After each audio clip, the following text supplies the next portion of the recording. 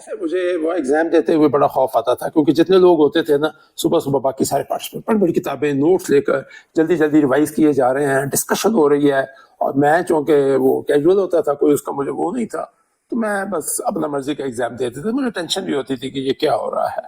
میں خاص تیاری نہیں کی تھی. اس میں غلطی میں نے یہ کی کہ میں نے سائیکالوجی، چونکہ میں سائیکیٹرسٹ تھا، تو میں نے سائیکالوجی کا پیپر اس میں رکھ دیا آپشنل 200 نمبر کا. اب جب پڑھ دیا بعد میں ایگزام کی باری ہے تو مجھے لوگوں نے بڑا ڈرایا کہ یہ اس قسم کے سبجیکٹ میں تو مارکس ملتے ہی نہیں ہیں، تمہیں چاہیے تھا پنجابی رکھتے اور انڈین ہسٹری اور پتہ نہیں کیا کیا. میں نے کہا مجھے سائیکالوجی پڑھنے کا شوق تھا، میں نے کہا اس بہانے میں 2 کتابیں پڑھ دوں گا.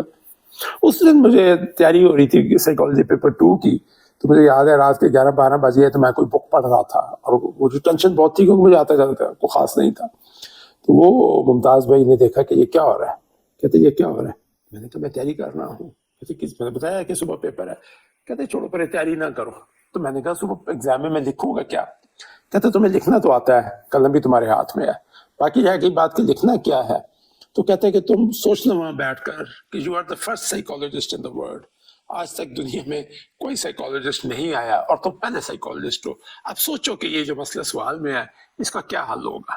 بات مجھے آج تک یاد ہے، اور میں نے بعد میں بھی کئی دفعہ اس ٹیکنیک کو استعمال کیا ہے. میں خیر سو گیا، صبح واقعی پیپر آدھے سے زیادہ نہیں آتا تھا.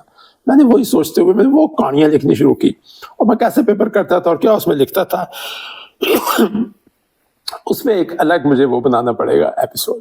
تو خیر وہ میں نے پیپر دیے، اور میرے ساتھ جو بیٹھا ہوا تھا بندہ، وہ اس نے ایم ایس سی سائیکالوجی کیا ہوا تھا پنجاب یونیورسٹی سے، اور وہ پرچے پہ پرچے بھرا جائے اور میری ٹینشن. بہرحال پیپر ہو گیا. اسی میں ایک جو میری غلطی ہوئی دوسری، وہ یہ کہ میں نے میٹرک تک، جو ہمارے زمانے میں اسلام، اگرچہ انگلش میڈیم اسکول سے میٹرک کیا، لیکن میٹرک کے ایگزام میں ایک آپشن ہوتا تھا کہ آپ اسلامیات کا پیپر اردو میں دے سکتے تھے. تو میں نے میٹرک کے ایگزام میں انگلش میڈیم میں ہوتے ہوئے اسلامیات اردو میں دیا تھا، کیونکہ میں بچپن سے اردو میڈیم میں پڑھا ہوا تھا تو اردو بہت اچھی تھی. تو وہ میں تھا، اور میرے ذہن میں یہ تھا کہ میٹرک جو کہ آخری پیپر میں نے 75 میں دیا تھا، وہ 12-13 سال بعد بھی مجھے اتنی اردو اچھی آتی ہے.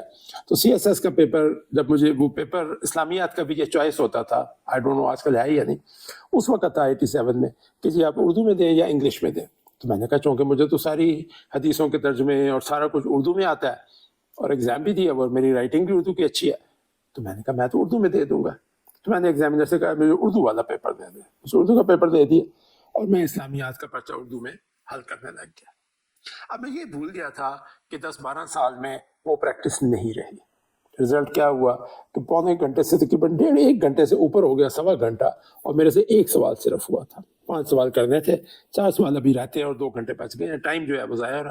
اور میں نے کہا اس سپیڈ پہ میں اگر پیپر کروں گا تو یہ 2 یا میکسیمم 3 سوال میں کر سکتا ہوں، اور 3 سوال پہ پاس ہونے کا کوئی چانس نہیں تھا. اب میں سوچوں کہ کیا ہو. کو 2 منٹ تک میں نے پیپر رکھ کے غور و خوض کیا. پھر مجھے خیال آیا کہ اگر میں انگلش میں دوں پیپر تو وہ جلدی ہو جائے گا، اور میری انگلش کی سپیڈ تیز ہے نسبتاً لکھنے کی. میں نے پھر انویجیلیٹر کو بلایا کہ جی مجھے انگلش کا پیپر چاہیے. وہ پریشان ہو گیا کہ جی کیا کر رہے ہو. وہ اپنے سپروائزر کو بلایا جائے کہ جی اس نے آدھا اردو کا کیا، اب انگلش کا مانگ رہا ہے. میں نے کہا تمہارا اس سے کوئی واسطہ نہیں ہے. پھر وہی لڑائی شروع ہو گئی. وہ کہے کہ جی رولز کے خلاف ہے. میں نے کہا مجھے دکھاؤ کون سا رول، کہاں رول کے خلاف ہے. میں نے کہا تم مجھے انگلش کا پیپر دے دو. بہرحال اس نے کہا جی ایک سائن کرا دیے میرے سے پتنی کسی چیز پر کہ میں اپنی مرضی سے پیپر کی جو لینگویج ہے وہ چینج کر رہا ہوں. تو میں اس کا آئی ڈونٹ نو کیا ہو. میں نے کر دیا سائن. میں پرواہ نہ ہو تو بندہ بہت کچھ سائن کر دیتا ہے. میں نے اس کے بعد انگلش کا لے لیا پیپر، اینڈ بلیو می کہ میں نے 4 سوال انگلش میں کر لیا کیونکہ 2 گھنٹے رہتے تھے. سو میں جب اٹیچ کیا پیپر جمع کرایا تو میں نے ایک اوپر اردو کا لگایا ہوا اور نیچے 4 انگلش کے، اور اس کو اچھی طرح سے باندھ کے جمع کرا دیا. اور میرے آس پاس جتنے تھے اور جو انویجیلیٹر نے جاتے ہوئے مجھے کہا کہ جی آپ بہت بڑی بلنڈر کر کے جا رہے ہیں، آپ فیل ہو جائیں گے. میں کہا میرے پاس آپشن ہی کوئی نہیں ہے، یا تو میں یہ دونوں جمع کرا دوں یا میں پیپر چھوڑ دیتا. میں نے کہا جب لڑائی لڑی ہے تو پوری لڑ کے تو جاؤں گا. میں نے وہ پیپر اس طرح سے جمع کرا دیا. ریٹن ٹیسٹ کا جب آخری پیپر تھا تو گھر آ کر مجھے یاد ہے میرے ابا جی پوچھتے کہ جی کیسا ہوا. ہر دفعہ پوچھتے ہوتے تھے. اس نے پوچھا کہ جی کیسا ہوا پیپر. تو مجھے پتا تھا کہ پیپر تو میں نے ایم ہی وہ کہتے ہیں کہ توک بازی کر کے لکھے ہوئے ہے، اور جرنلزم اور یہ سبجیکٹ میں زندگی میں پہلی بار پڑھ رہا تھا. تو بہرحال تو میں نے انہیں کہا، میں نے کہا جی میں نے ایک شعر میں آگے ان کو جواب دے دیا. وہ شعر یہ تھا کہ وہ افسانہ جسے انجام تک لانا نہ ہو ممکن، اسے ایک خوبصورت موڑ دے کر چھوڑنا اچھا. تو میں نے بچے کہا، میں نے کہا جی یہ چونکہ ایگزام میں نے کمپلیٹ بھی نہیں کرنا، اور چونکہ میں تو جا رہا تھا اس کے بعد دوبارہ پلیب ٹیسٹ دینے کے لیے، اور میرا کوئی ارادہ بھی نہیں ہے، تو آج کے پیپر کو آپ سمجھ لیتے ہیں کہ جی بہت اچھا ہوا ہے، اور میں اس کو آپ سمجھیں کہ بہت اچھا ہے، دیکھی جائے گی جب رزلٹ آئے گا تو اب ہم اس کا ذکر نہیں کریں گے، کیونکہ میرا خیال تھا کہ یہ باعث شرمندگی ہو سکتا ہے۔ خیر چند مہینے گزر گئے، اور اس کے بعد سیکنڈ فیز میں ہوتا ہے سائیکولوجیکل ٹیسٹ، انٹرویو، اور وہ جو ہوتے ہیں 2 ٹیسٹ اس کے ہوتے ہیں، 2 اسٹیجز میں ہوتا تھا، ابھی بھی شاید ہوتا ہے، تو اس کی باری آ گئی۔ اتنی دیر میں شاید جون جولائی کوئی ایک مہینہ تھا، جون آ گیا شاید، یا آئی ڈونٹ نو، تو اس میں ہوا یہ کہ میں نے ان دا مین ٹائم دوبارہ پلیب ٹیسٹوں کے ایک فیل ہو گیا تھا، تو اگلے سال پھر میں پلیب ٹیسٹ کے لیے جا رہا تھا، تو میں نے اس پلیب ٹیسٹ کے لیے پیپر جو ہے وہ فارم بھرے ہوئے تھے، اور میری ڈیٹ آ گئی۔ اب ہوا یہ کہ جس دن مجھے انہوں نے بلایا انٹرویو کے لیے، سائیکولوجیکل ٹیسٹ ہے اس کے لیے، اسی دن میری وہ فلائٹ تھی لندن جانے کی، جو میں پلیب ٹیسٹ کے دینے کے لیے جا رہا تھا۔ دیٹ واز ویری، جیسے وہ کہتے ہیں نا کہ آئرنی آف فیٹ، کہ جی آپ کا جو ہے وہ جس دن آپ کا وہ پلیب ٹیسٹ ہے اسی دن جو ہے وہ مجھے انہوں نے ٹیسٹ کے لیے بلا لیا، اور دوسرا جو انٹرویو تھا وہ ظاہر ہے اس کے بعد انہوں نے، جب میں تھا ہی نہیں پاکستان میں، تو میں نے کہا یہ تو میں اب مس کرنا پڑے گا۔ مجھے تھوڑا سا افسوس بھی ہوا کہ کم از کم ایک اٹیمپٹ ہو جاتی تو مجھے پتہ تو چل جاتا کہ جی میں کتنے پانی میں ہوں، تو وہ نہ ہوا۔ تو مجھے کسی نے کہا کہ جی اگر، چونکہ انٹرویو جو ہوتا ہے وہ ہر شہر میں ہوتا ہے، لاہور میں، اسلام آباد میں، کوئٹہ، کراچی، پشاور جا کر وہ ٹیمز انٹرویو کرتی ہیں، تو مجھے کسی نے کہا کہ جی تم پولیس کمیشن جا کر اسکیجول چیک کر لو کہ جی اگر کسی اور شہر میں، اسلام آباد میں اگر ہو رہا ہے فرض کرے پہلی ڈیٹس میں، تو تم اسلام آباد جا کر دے دو، اپنا سینٹر چینج کرا دو۔ مجھے یہ آئیڈیا اچھا لگا، میں دیا پبلسسٹ کمیشن، اس نے، خیر شریف آدمی تھا، اس نے مجھے اسکیجول سامنے رکھ دیا، اس اسکیجول میں لاہور سب سے آخر تھا، تو میں نے کہا یہ تو بڑی اچھی بات ہے۔ اس نے کہا تم اپلائی کر دو۔ میں نے اپلائی کر دیا کہ مجھے اسلام آباد میں جو ہے وہ دینے کی اجازت دی جائے، کیونکہ وہ پہلے ہے، اور یہ ساری بات اس زمانے میں یاد رہے کہ خط و کتابت میں ہوتی تھی، کوئی ای میل یا کوئی ٹیلی فونک وہ رابطہ نہیں ہوتا تھا۔ تو خیر میں نے خط لکھ دیا، تو اس کا 3 دن بعد جواب آ گیا کہ جی نہیں، اسلام آباد میں جو ہے وہ سیٹیں فل ہو چکی ہیں، اسلام آباد میں کوئی پوزیشن نہیں ہے، اور ہم آپ کو آپشن دے سکتے ہیں کہ آپ کوئٹہ جا کر انٹرویو دے دیں۔ اب کوئٹہ کون جائے اتنی دور جا کر انٹرویو دینا؟ میں نے پھر ایک اس پہ اپیل ڈال دی کہ جی یہ اسلام آباد میں ہی مجھے دینے دیا جائے، اگر اسلام آباد نہیں تو مجھے پشاور کر لیں، کوئٹہ بہت دور ہے۔ تو اس کے بعد پھر مجھے 4 دن بعد لیٹر آ گیا وہاں سے کہ جی پشاور میں بھی کوئی جگہ نہیں، وہ فل ہو چکی ہے، اور اگر آپ نے دینا ہے تو واحد چوائس جو ہے وہ کوئٹہ بچتا ہے۔ میں نے پھر ایک اور اپیل ڈالی کہ جی آپ اس پہ دوبارہ غور کر لیں، کوئی چانس، کیونکہ ظاہر ہے کوئٹہ کی کاسٹ بھی تھی ایک، اور اس زمانے میں وہ ایک اچھی بڑی اماؤنٹ ہوتی تھی کہ آپ نے کوئٹہ کیسے جانا، اور میں کبھی گیا بھی نہیں تھا کوئٹہ۔ خیر اس کے جواب میں انہوں نے ٹیلی گرام بھیج دی، خط کی بجائے مجھے یاد ہے وہ آج بھی وہ ٹیلی گرام آئی تھی، اور اس میں کلیئرلی بس 2 سینٹنس لکھے ہوئے تھے کہ the only option is کہ you appear at Quetta on this and this date, otherwise you forgo your chance، کیونکہ انہوں نے کہا جی اب ہم نے آپ کا لاہور کا بھی جو ہے وہ نکال دیا، اب the only chance ہم نے آپ کو کوئٹہ میں اکوموڈیٹ کر دیا، اب جائیں۔ اور انٹرسٹنگ چیز یہ تھی کہ وہ کوئٹہ کا جو انٹرویو تھا وہ منڈے کو تھا، اور یہ آلریڈی جمعرات یا جمعہ جو ہے وہ میرے خیال جمعے کا دن تھا، وہ ہو چکا تھا، اور یا شاید ہفتہ تھا، لیکن وہ یہ تھا کہ جی اگر میں اس انٹرویو کے لیے ٹرین پہ جاتا، ٹرین 24 گھنٹے لیتی تھی کوئٹہ کی، تو اتنا ٹائم ہی نہیں تھا، کیونکہ انہوں نے پہلے مجھے ڈیٹ تو دی ہوئی تھی، میں نے کوئی بکنگ ہی نہیں کرائی، تو میں نے کہا کوئٹہ کون جائے گا۔ انہوں نے جب ٹیلی گرام بھیجی تو اس میں انہوں نے صرف 24 یا 24 گھنٹے سے کم کا ٹائم رہ گیا تھا، اور میں جو ہے وہ ٹرین پہ جا ہی نہیں سکتا تھا، فلائٹ ایک ہی چلتی تھی روز کی، یا ایک دن چھوڑ کے جو بھی تھی، اور میں نے، مجھے بھائی نے کہا کہ تم فلائٹ لے لو پھر وہاں چلے جاؤ، میں نے کہا ٹھیک ہے۔ تو ہم اس وقت گئے، پی آئی اے آفس ہوتا تھا، ابھی بھی یہیں پر ہے، وہیں پر ہی تھا، میں اور بھائی زبیر بھائی گئے ہم پی آئی اے آفس میں، اور ٹکٹ کا پتہ کیا، اس نے کہا جی سیٹیں تمہاری بک ہے۔ Now that was really shock۔ ہم 2 گھنٹے وہاں بیٹھے رہے، اس مینیجر کی، ایریا مینیجر سے ملے، اسٹیشن مینیجر، کوئی ایک جو تھوڑی بہت سفارش تھی وہ بھی لگا کے دیکھ لی، ان کو سارے لیٹر دکھائے کہ جی یہ دیکھیں اس بچے کے سارے کیریئر کا سوال ہے، اور یہ تو چیف سیکرٹری بننے سے رہ جائے گا، وغیرہ وغیرہ، لیکن وہ بھی مجبور تھے، ظاہر ہے۔ اس نے کہا جی کمپیوٹرائز سسٹم ہے، تو آپ جو ہے وہ چانس پہ لے لیں، اگر ہو جی چلیں چانس پہ دے دیں۔ اس نے کہا جی چانس پہ بھی آپ کا 8واں نمبر ہے، اور اگر 7 سیٹیں کینسل ہوں گی تو پھر آپ کی باری آئے گی، اور اس کا کوئی چانس نہیں لگتا جتنا ٹائم ہے کہ 7 سیٹیں کینسل ہو جائیں، تو یہ آپ نہ ہی سمجھیے۔ خیر گھر کا فون نمبر لے لیا اس نے کہ جی اگر کوئی چانس بن گیا تو ہم آپ کو بلا دیں گے۔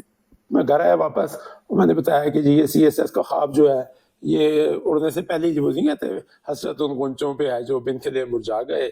تو میرا تو انٹرویو ہو ہی نہیں سکتا, میں کوئٹہ جا ہی نہیں سکتا, سیڑھی نہیں جہاز میں. تو اور کمیشن نے کہہ دیا صاف کہ اب تو لاہور کا چانس بھی نہیں, اور ہو بھی تو مجھے وہاں کا زیادہ شوق تھا اور خرچہ ہوا تھا. تو میں یاد ہے سو گئے, میں شام کا ٹائم تھا, میں سو گیا. میں نے کہا چھوڑے پڑے. وہ 8 بجے کے قریب ٹیلی فون آیا, پی آئی ہیڈ آفس سے, اسے بکنگ آفس سے. انہوں نے کہا جی آپ ذرا آ سکتے ہیں یہاں پر. تو میں اور بھائی دوبارہ چلے گئے, مجھے یاد ہے رکشہ کر کے وہاں بھاگے اور پہنچے کہ جی کیا ہے. تو وہ جو اسٹیشن مینیجر تھا اس نے کہا جی یہ ہمیں چونکہ آپ کی امپورٹنس کا احساس تھا تو ہمارے پاس ایک سیٹ ہوتی ہے فرسٹ کلاس میں کہ وہ ہم رکھتے ہیں کہ جی اگر and time per chief minister یا چیف سیکرٹری کو جانا پڑ جائے تو وہ ہمارے لیے پروٹوکال ہے کہ ایک سیٹ ہم ریزرو رکھتے ہیں. تو وہ سیٹ خالی پڑی ہے, اگر آپ فرسٹ کلاس کا ٹکٹ لے لیتے ہیں تو ہم آپ کو وہ سیٹ ایشو کر سکتے ہیں.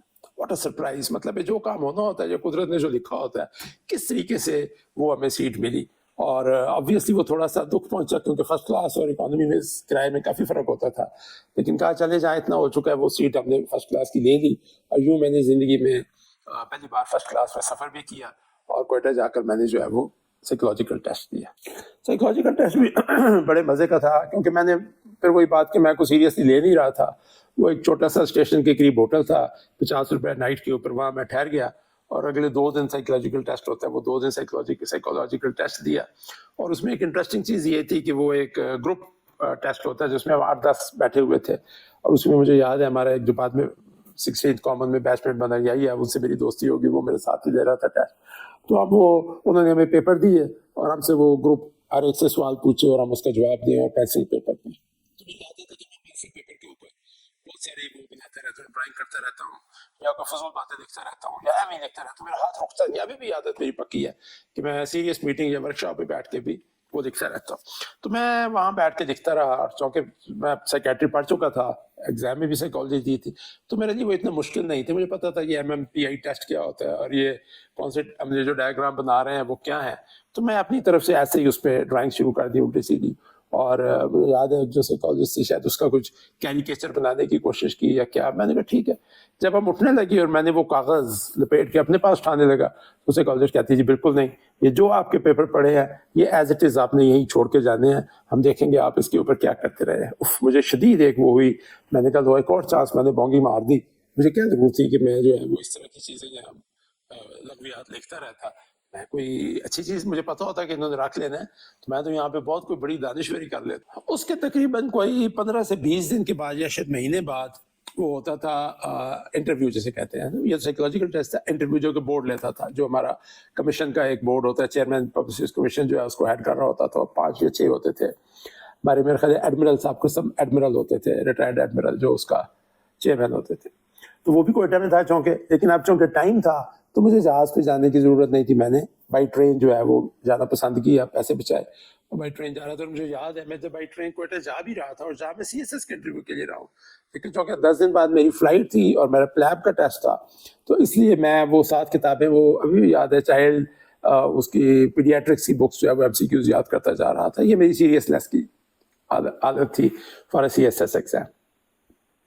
خیر انٹرویو کی جو کہانی ہے وہ بھی انٹرسٹنگ ہے کہ باقی جتنے تھے وہ obviously میجورٹی ظاہر ہے it is a serious exam, تو لوگ رٹے مار رہے ہیں اور فوٹے یاد کر رہے ہیں کہ ہمالیہ کتنے فٹ ہے اور K2 کتنے فٹ اونچا ہے, اور مقدمہ وہ جنرل ایڈمن صاحب کو شوق ہوتا تھا دعائے قنوت سن رہے ہیں اور چھٹے کلمے سن رہے ہیں, واٹ ایور اٹ واز. میں اتنا کو خاص تیاری نہیں کر رہا تھا کیونکہ اگین وہی it was a non serious attempt just to test my mental. تو وہ انٹرویو ہوا تو وہ CV اس کے سامنے تھا, تو وہ پہلا سوال اس نے کیا, اس نے کہا سمجھ نہیں آ رہی آپ کہ آپ نے MBBS کیا ہے وہ بھی KE سے, اتنی اچھی آپ کی پوزیشنز اور گریڈز ہیں, پھر تم نے جو ہے وہ MCPS کر لیا سائیکیٹری میں وچ از اے اسپیشلائزیشن, اور اس کے بعد تم نے پلیب لندن جا رہے ہو اور وہاں بھی شاید تم کر لو گے, تو یہ اتنا آگے جا کر تمہیں واپسی کا خیال کیسے آ گیا اور کیوں چینج. بندے کو اس کی ٹینشن نہ ہو تو بندہ پھر وہ کھل کے شارٹ سے وہ کہتے ہیں نا چوکے چھکے مارتے ہیں. تو میں نے بھی چوکے چھکے مارتے ہوئے نا میں نے کہا جی بات یہ ہے کہ یہ میں اپنے آپ کو اسیس جب کرتا ہوں تو میں دیکھتا ہوں کہ میری جو کیپیبلٹیز ہیں اور جو میری فیکلٹیز ہے وہ ڈاکٹری میں پوری نہیں ہو پاتی, بلکہ مجھے اس کے لیے ایک جو ہے وہ بگر اسکیل چاہیے اور ایک بڑا گراؤنڈ چاہیے پلینگ کے لیے, اور میں سمجھتا ہوں کہ CSS وہ مجھے جو ہے وہ پرووائڈ کرتا ہے گراؤنڈ جو ہے وہ. تو وہ اس نے کہا جی سمجھ نہیں آئی اس کا کیا مطلب ہے. تو میں نے کہا جی وہ جتنا بڑی جو میں ڈاکٹری میں نے کہا جی ایک بس لگی بندی روٹین ہے کہ آپ وہی مریض دیکھتے ہیں, وہی دوائیاں دیتے ہیں اور دن گزار لیتے ہیں. وہ جو پروگریشن ان کیریئر یا جو ایک آپ کہہ سکتے ہیں کہ جی bigger picture of the world دیکھنی ہے, اور مجھے ویسے واقعی پتہ کوئی نہیں تھا, لیکن چونکہ سی ایس ایس ہوتا کیا ہے, لیکن مجھے بہرحال آئی مین سی ایس ایس کی جاب ڈسکرپشن کیا ہوا, آئی ہیڈ نو آئیڈیا. تو میں اس میں, لیکن بس یہ مجھے کسی نے کہا تھا کہ وہاں پر بڑی بڑی پوسٹیں ہوتی ہیں, بڑے بڑے عہدے ہوتے ہیں, اور بندہ ڈفرینٹ شہروں میں اور صوبوں میں گھومتا پھرتا رہتا ہے. تو یہ میں نے اس کو کہا, میں نے کہا جی یہ ہوتی ہے. تو وہ ہنسا, مطلب اس کو لگا کہ جی یہ شاید بڑا ہی کوئی دانشوری مار رہا ہے. حالانکہ میں دانشوری نہیں مار رہا تھا, میں اس کو بہانہ ڈھونڈ رہا تھا کہ میں اس کو اور کیا کہوں کہ جی اتنی بیوقوفی کیوں کر رہے ہو, اتنی کیریئر میں اوپر جا کر آپ کو واپس آنے کی کیا ضرورت ہے. لیکن وہ پھر بھی ان کی تسلی نہیں ہوئی. انہوں نے پھر مجھ سے پوچھا کہ جی سمجھ نہیں آ رہی کہ کیریئر کی اتنی پیک پہ چڑھ کے آدمی واپس کیسے آ سکتا ہے. تو میں نے کہا یہ تو عجیب سی بات ہے. جیسے ایک کو پیما ہوتا ہے, وہ کشمیر پہ جاتا ہے, پھر کیٹو پہ جاتا ہے, اس کے بعد وہ اوپر پیک پہ چڑھ کے بیٹھا نہیں رہتا اس چوٹی پر, بلکہ نیچے آ جاتا ہے اور اسے بڑی جو چوٹی ہوتی ہے اس کی طرف جاتا ہے. تو میں نے بھی ایک پیک اچیو کر لی ہے, تو میں نیچے آیا ہوں, اب میں اس پہ دوسری پیک کی طرف جا رہا ہوں. وہ کچھ میری طرح شکل دیکھتے رہے, لیکن سمجھ نہیں آئی کہ وہ کنونس ہوئے یا نہیں ہوئے. لیکن جو بھی ہوا ہے, مارکس انہوں نے مجھے اچھے دیے تھے, تقریباً 265 آؤٹ آف 300. اور ہاں, وہ جو اسلامیات کا پیپر تھا جس میں میں نے 4 انگلش میں اور 1 اردو میں کیا تھا, اس میں میرے 81 مارکس آئے تھے. Probably they were highest in Pakistan. تو this is how I did my C S S. تو اس طرح کی جو جیسے وہ کہتے ہیں کہ اوگی مونگی مار کے میں نے انٹرویو جو ہے وہ دے دیا, اور انٹرویو دینے کے بعد پھر واپس وہی میں نے کوئٹہ ایکسپریس پکڑی. اور مجھے یاد ہے اس میں جو سب سے اچھا جرنی کا پارٹ ہوتا تھا وہ کوئٹہ کے باہر نکلے تو ایک کولو ریلوے اسٹیشن ہے. مائی گاڈ, اگر جس نے نہیں دیکھا نا ایک دفعہ ضرور کولو ریلوے اسٹیشن دیکھیں. وہ گرمیوں کا موسم تھا, شام کا ٹائم تھا, اور اتنی اچھی ہوا چلتی ہے. وہ بالکل پہاڑی کے ایج پہ ہے کہ وہ بالکل لگتا ہے جیسے پہاڑی کے کنارے پہ کسی نے کاٹ کے بنایا. اینڈ اے بیوٹیفل پلیس, اور اس کی جو ایمبیانس ہے. کولو ریلوے اسٹیشن مجھے آج بھی یاد ہے کہ سی ایس ایس کا ایگزام کولو ریلوے اسٹیشن پہ میں نے انجوائے کیا تھا کہ جی اب میرا سی ایس ایس کا انٹرویو کمپلیٹ ہو چکا ہے.